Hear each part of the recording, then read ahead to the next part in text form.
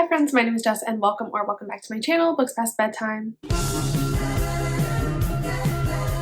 Today I'm going to be doing my March wrap-up. Read a lot of great things in March, so let's just get into them. First, as always, I'm going to go through my reading stats for the month. March is pretty on trend for my reading so far this year. I did end up reading 16 books in March, which is the exact same amount that I read in February. I actually read more pages this month than I did in February for a total of 5,124 pages. I also listened to a lot more audiobooks this month, and I think that's mainly because I listened to The Poppy War on audio while I was physically reading it, and that audiobook was like over 20 hours. I don't remember how long it was, but it was very long. So that's where a lot of this is coming from. I did listen to 62 hours of audio in March. My average rating is pretty similar from the last 2 months. It is a 4.06 average rating. I've been trending about a 4 every single month, so that's good. I did purchase 10 books and I checked 7 out from the library. I did not reread any books this month, and I did read 4 books that could be considered own voices in some capacity. Looking at my genre breakdown, I am still very much in my romance era. So 12 of the 16 books that I read this month, their main genre was romance. And then I read 3 contemporary books, 1 fantasy book, and that's it. That makes 16.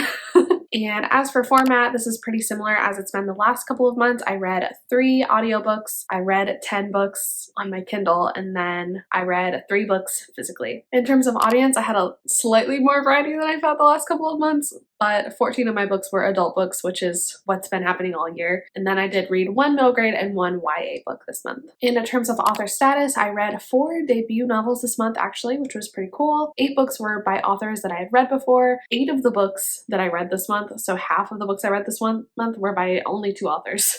That's where that is coming from. And then I read 4 books by authors that were new to me. In terms of rating, like I mentioned earlier, my average was 4.06, so my rating did trend high this month. I did rate 3 books a full 5 stars. I rated 5 books 4.5 stars, so lots of almost perfect books. 4 books got 4 stars. 3 books got 3.5 stars. And then I did have a 1-star book this month, my very first 1-star of the year. So it was pretty bad. I also have my habit tracker here if you want to take a look. Green days are days that I just physically read, so that was like with my eyeballs, physical or ebooks. Days that are just blue, I only listened to an audiobook, which as you can see was only 1 day out of the month. And then days that are purple, I physically read and listened to an audio. Usually it was the same book, like doing those at the same time. You can also see my average pages per day was 142 pages. I listened to almost an hour of audio every single day. I think that breaks down to 50 minutes of audiobooks every day. And that is actually real time as opposed to the hours of audio that I talked about earlier. That is like, if the book is 9 hours, I count it as 9 hours, even though I listened to it on 3 times speed and only actually spent 3 hours of real time listening to it, if that makes sense. This is real time in my habit tracker that I actually like sat down and listened to an audiobook. Anyway, so I spent about 2 hours a day reading, which honestly is really good. I'm having a great reading year, so I'm happy with all of that. And then I also have still been successful for Kayla's Wordathon. This month, the theme was locations, so the book title had to have some kind of location in it. The book that I read for that was called Thanks a Lot Universe, which was the 1 middle grade I read this month. I will talk about it more in like my wrap up, but I mean, the universe is a place, technically. It's the ultimate place, I guess. So I counted that this month, so I'm on track still to complete that reading challenge this year. Other than that, I think that's about it for my stats portion. So let's just move into wrapping up these books, and I'm going to continue doing like I did last month and rank them. So I'm going to start with my least favorite, and then I will end the video with my very favorite read of the month. So as I mentioned, I did have a 1-star book this month, and that was Pretty Boy by K.M. Newhold. This was just really bad. This was just a bad book in general. This is like a male dom sub kind of romance story, but it was so poorly written. It is about this, I don't remember our characters' names, but our main character is like a bartender in this really small town, and he has a facial disfiguration, like a scar on his face, so he doesn't feel like he is attractive. And then this like a rich older man comes into his bar and is like drawn to him and decides to take him back to his mansion after like knowing him for a day, and then they get into this relationship. I'm willing to suspend a lot of disbelief for romance, don't get me wrong, but this was too far for me. It just made absolutely no sense. I'm like, why would you just want to take somebody home to live with you after knowing them for a single day. And also, like, why would you, on the other side, why would he agree to do that? This book was way more focused on like being a kink exploration than being like a well-written good book. And I'm not here to kink shame anybody, but I do want character development in my romance, and I also would like a tiny little plot. Like just a little measly plot. I'm not asking for a lot, but I just want something to propel the story forward other than this like nothingness that this book was. So needless to say, I really hated this book. It was very cringy, very badly written. The dialogue was very unrealistic and the whole premise was unrealistic. So this was my first 1-star of the year and I hated it, would not recommend. Every book from here on out is 3.5 stars, so I liked everything else. They just like, I liked this one less than the other books I read this month. That was Open Ice Hit by E.M. Lindsay and Mariana Viviancos. Like I said, I gave this one 3.5 stars. This was a male-male enemies to lovers hockey romance. So I was hoping it was going to give me heated rivalry, but alas, it did not. So this book follows Vicky and Tommy, who are on rival New York hockey teams. Vicky has always hated Tommy. He just thinks he's like stuck up and full of himself. And also Tommy was the reason why one of Vicky's really good friends got hurt last season. It was an accident. It was a clean hit, but Vicky just really blames him. Thinks he's a reckless player and obnoxious basically. But Tommy actually befriends a lot of Vicky's friends on his team. Like he's just a really like open, fun-loving guy. So him and Vicky are like forced into these situations a lot together and they really do not like each other, but they have this like very strong sexual attraction to one another. Turns into hate fucking, which I love. But this book just didn't quite hit the way I wanted it to. I just didn't think this was the most well-written story either. Also, the author brought up like dom-sub dynamics a little bit in this book, but didn't go anywhere with it, which I thought was weird. There's this whole thing where like they have really heated sex and like the aftercare isn't there because they're actually enemies, and they like think about that, but they never do anything about it. Good things were hinted at that I would have liked to see more of, but we didn't go there for some reason. I don't know. Like this one was good overall. It had sweet moments and I enjoyed reading it while I was reading it, but there were things that annoyed me and things that I thought could have been done better that like made this not my favorite book ever, if that makes sense. Next on my list might be shocking to some people and might offend some people, but that's It Ends With Us by Colleen Hoover. I feel so conflicted about this book because I went into it with such high expectations because it seems like it's everyone and their brother's favorite book. So naturally I was let down by it because no book can live up to that high of an expectation. But I also think even if I didn't have such high expectations, I still would not have loved this book. So if you didn't know, this book follows our main character, Lily Bloom, who has a dream of owning a florist shop because of course she does, because her name is Lily Bloom. She gets into this relationship with this guy named Ryle, who ends up being not a great guy. And we're also simultaneously learning about her like first love with this boy named Atlas from her childhood and how it ended traumatically. And then Atlas comes back into her life. He also is living in Boston and she runs into him and starts to wonder like what life would have been like if things had been different, if she had ended up with Atlas instead of Ryle. The concept of this book was really good, and I think that the like plot itself and the way it dealt with difficult topics was done really well. I really believe that like the discussions of abuse and the cycle of abuse and why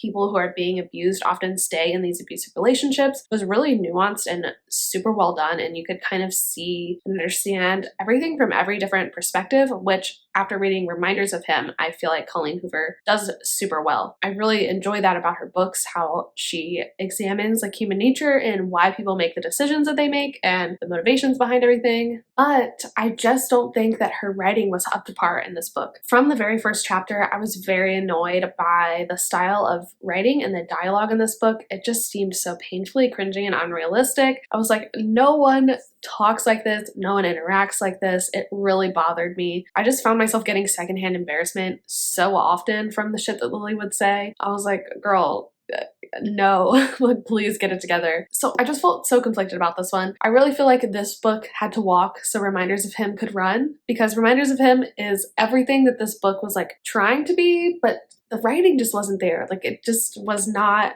polished enough. I just had a lot of trouble with it. I ended up giving it a 3.5 star because by the end I was really invested in the characters and wanted to know what happened. Felt like the meat of the story was well done. It was just the writing and the dialogue rubbed me the wrong way a little bit, especially like in the first 50%. That's why this book is so far down the list. I wanted to love it and I just simply did not. The next book on this list is probably also going to be a little bit controversial, and that is The Spanish Love Deception by Elena Armas. Again, I gave this one 3.5. I liked it. I just didn't love it. If you didn't know, this book is about our main character, Catalina, who needs a date to her sister's wedding in Spain because her ex-fiance is going to be there and he kind of like ruined her. She really hasn't been in a serious relationship since, and she wants to go back with a date to her sister's wedding and show everyone that she is happy and she's moved on. So she's telling all this to her work friend when Aaron Blackford, who she has always hated, they don't get along. He shows up and he's like, I'll go to the wedding with you. And she's like, no, we hate each other. But he's like, yeah, we should go to the wedding together. Thus ensues an enemies to lovers fake dating romance, which was fine. One of my major problems with this book was the writing. Again, it was so verbose. There were so many words on a page and like 50% of them needed to be there. The dialogue was also super cringy at times, things that no one would ever say. And the whole like plot of the book where they go to Spain doesn't even start until like after the 50% mark. There could have been so much cut out of this book. Like each chapter is like 30 pages and nothing happens except for a single conversation. And I also was kind of frustrated how long it took Aaron to tell Catalina that he didn't hate her and that it was all a big misunderstanding. He was honestly kind of cold and closed off from her the whole time, even though allegedly he fell for her like a long time ago. It's kind of like a the guy falls first situation. And I just wanted to shake him half the time and be like, just fucking tell her what you're thinking, because she is obviously misinterpreting everything you are doing and it's just making everything worse. It carried on a little bit too long, that whole miscommunication thing. Obviously it did have some cute moments that I tabbed up. I did enjoy it. The smut was good. Could have been more of it. I don't know, it just didn't wow me. I enjoyed it, it just didn't wow me. Next in my ranking is Thanks a Lot Universe by Chad Lucas. This is a very wholesome middle grade story about these two boys. One is having some troubles at home. His dad ends up on the run from the police and his mom is in the hospital for a while. He and his brother are put into foster care and are just having a really rough go of things. And then we're also following this other boy who wants to befriend him, and he's also dealing with his own sexuality, thinks he might have a crush on him. So this is a very sweet, wholesome story about friendship, and it was very sweet. I don't really have a lot to say about it. I really did enjoy reading it. I listened to the audiobook as well and thought it was really well done. I definitely would recommend if you like this kind of like hard-hitting middle grade. It's not the best one I've ever read, but it was really good. It was well done. It was cute. Got an easy 4 stars from me. Next in my 4-star lineup, I have Kidnapped by the Pirate by Kiara Andrews, which is exactly what it sounds and looks like. This book follows our main character Nathaniel, who is engaged to be married to this woman, but he does not want to marry this woman because he is gay. As he is sailing to this new country to marry this woman, their ship is apprehended by pirates and Nathaniel is kidnapped by somebody who wants to get back at his father. And Nathaniel falls in love with the pirate who kidnapped him, obviously. So this is like a fun, campy, historical pirate romance, and it was lovely and it was a lot of fun, and I listened to the audiobook while I was laying in bed sick and it was just what the doctor ordered. I think there were some things that could have been developed better and the ending was a little bit rushed, but overall I really enjoyed it. If you like this kind of thing, I would recommend. It was a lot of fun and it got 4 stars. It's not a new favorite, but for what it was, I really enjoyed it. Next on my ranking is Like Other Girls by Bretta London. This is a YA contemporary story about this girl named Mara who is kicked off the basketball team after I think she punches a teammate or something. And her coach gives her an ultimatum. She needs to do a fall team sport and prove that she can get through it without fighting in order to make the basketball team again in the winter. At first, Mara's going to go out for volleyball, but she decides that she would much rather play football with the boys. So that's what she does instead. She's not trying to make any kind of statement. She just wants to play football and get back on the basketball team, but some other girls at school see it as a statement and they decide to go out for the football team as well. Mara is not a fan of this because she just wants to be one of the boys and the girls are dragging her into this thing that she doesn't want to be a part of, but she learns along the way that maybe she's been looking at things wrong, and maybe even though she doesn't want to make a statement, she is anyway, that these girls are actually pretty cool for doing what they're doing. And she also happens to have a romance with one of them, and it's very cute. This, to me, is a very underrated YA. Like, it kind of reminded me why I loved reading YA so much a couple years ago. It was just really well done, and I loved seeing the character growth, especially of Mara, throughout this book, as she kind of comes to terms with herself and her feelings about life and the people around her. I also really loved the little romance that was in this book. It is very much like enemies to lovers, which is one of my favorite tropes, so I always love that dynamic, and it was really cute how it developed. It felt very like natural and realistic to like a high school experience. While this book does have a happily ever after, I appreciated that it didn't include Mara coming out. Like, her happily ever after wasn't necessitated on her coming out. I feel like in so many of these queer books, there's this message that like you have to come out to be happy, to be your authentic self, which can be true in some circumstances, but I feel like especially for kids in high school, it's not the best message to always promote, because sometimes it's not safe to be out in high school, and it's good to show characters being happy despite not being out. And so the happily ever after is more of like happy for now, and I think that is just so important to see in a YA contemporary, and it just really made me happy, and I loved that aspect of this book. It was great. I really liked this one a lot. Next on my ranking, I have my first 4.5 star, and that is The Love Hypothesis by Ellie Hazelwood. Unlike It Ends With Us and The Spanish Love Deception, I feel like the hype for this book is definitely worth it. I really enjoyed it. This book follows our main character, Olive, as she embarks on this fake dating misadventure with a professor named Adam. Olive gets herself into the situation because her friend wants to date Olive's ex-boyfriend, and Olive isn't really hung up on her ex-boyfriend, but her friend doesn't believe that and thinks she's like violating girl code. So Olive is determined to convince her that she's like moved on and dating somebody else. And so she randomly kisses Adam, this professor, in the hallway when she thinks her friend is around, and thus ensues this messy, stupid, fake dating situation where of course they fall for one another, and it's so cute. I really love Adam, the love interest in this book. I just thought he was great. Olive is also a really cute heroine. She's quirky in like a fun way. Sometimes it can be too much, and Olive might be too much for some people, but I thought it was really fun. She lies a lot throughout this book, which is frustrating. The miscommunication is a little bit difficult to get over. I had to put the book down a couple of times because I was like, okay, Olive, just get it together. Just tell him how you're feeling, because this is miserable to read about, and it's miserable for y'all not being together when you want to be. There were also some things that just made me like laugh out loud. Like, I really liked Olive's friends. I thought they were so funny. This book also deals with some more serious topics too, regarding women in STEM and the abuse that they can suffer from the power imbalance that comes with like working under mentors and things like that, which I thought was really well done and handled very well. And I loved how Adam stood up for Olive. So yes, I really enjoyed this one. I definitely think it's worth the hype. It wasn't a perfect 5-star for me just because it didn't have that 5-star spark for me, but I really loved it. So would definitely recommend.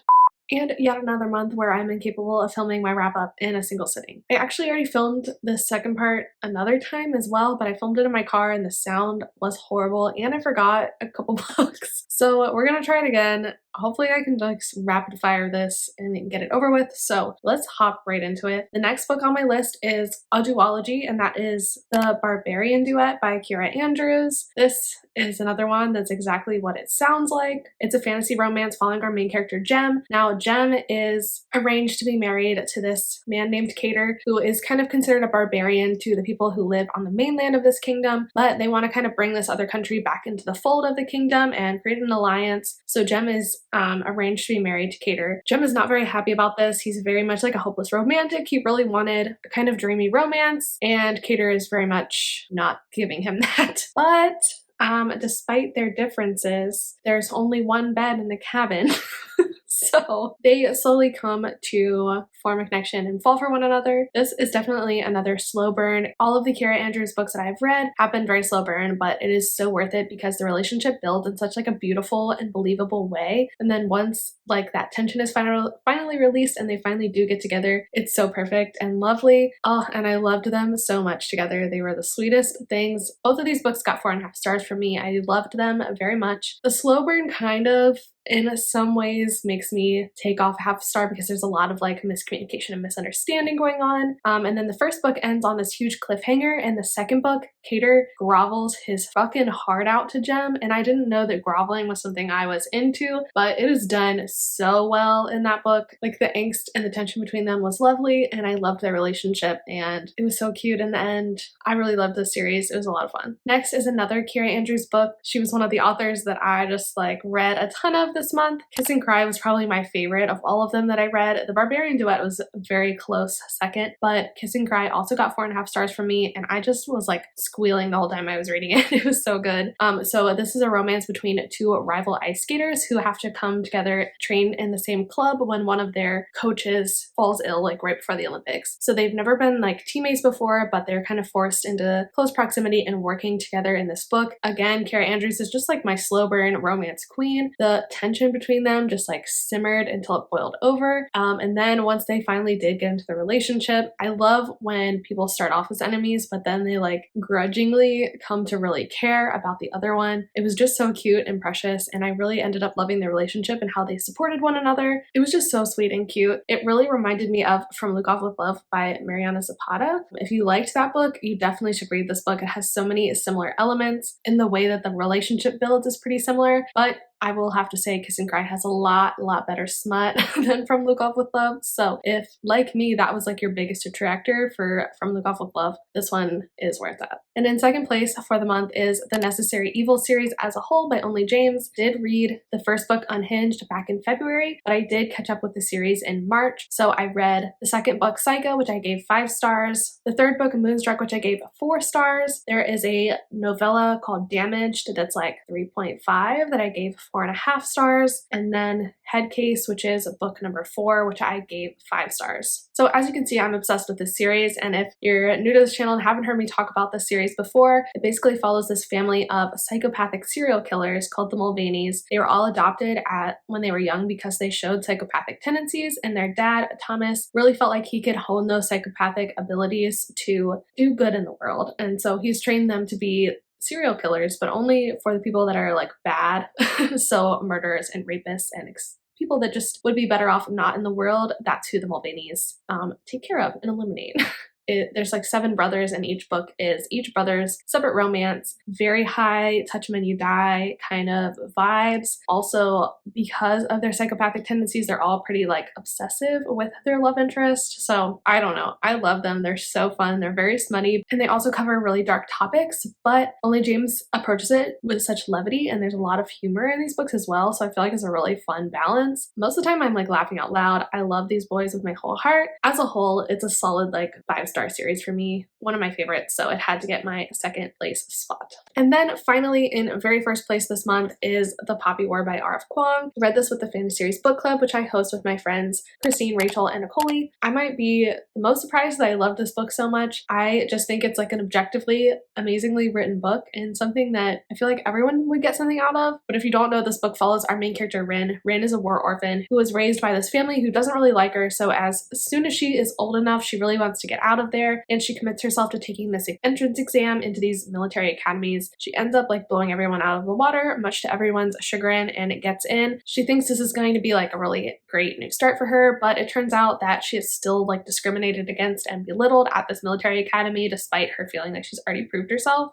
So she continues to work really hard to show everybody that she deserves to be there, and she finally does, except after her first year, the country is thrown into turmoil and into war, so her and all of her classmates are shipped off to participate in that war. And the second half of this book is really about her time in the war, the political machinations of the country, and everything that's going on. Rin also, on the other hand, is dealing with this magical ability, learning how to deal with it and how to harness it, and if it's something that she even wants to utilize. So there is this really cool magical system in this book as well. But I really ended up loving this one. It got a full easy 5 stars for me. It's definitely probably going to end up in my favorites of the year. I just really loved all of the characters in this book. There are no secondary characters who are like flat or meaningless. I feel like every single word in this story was necessary to describe what was going on, to create the characters, or to advance the plot.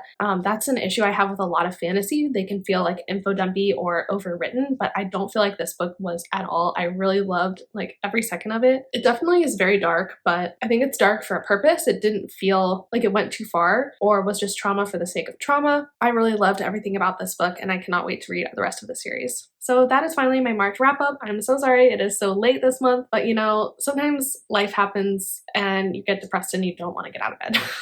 Also, I've been sick like 2 separate times in the past couple of weeks, so that's not helped either, but this is finally here. And yeah, thank you so much for watching. I do really appreciate it. If you want to subscribe and like this video, that really helps me out. You can also follow me on Instagram. I try and post what I'm reading on the day-to-day. And yeah, I think that's it. So I will see you in the next one. Bye.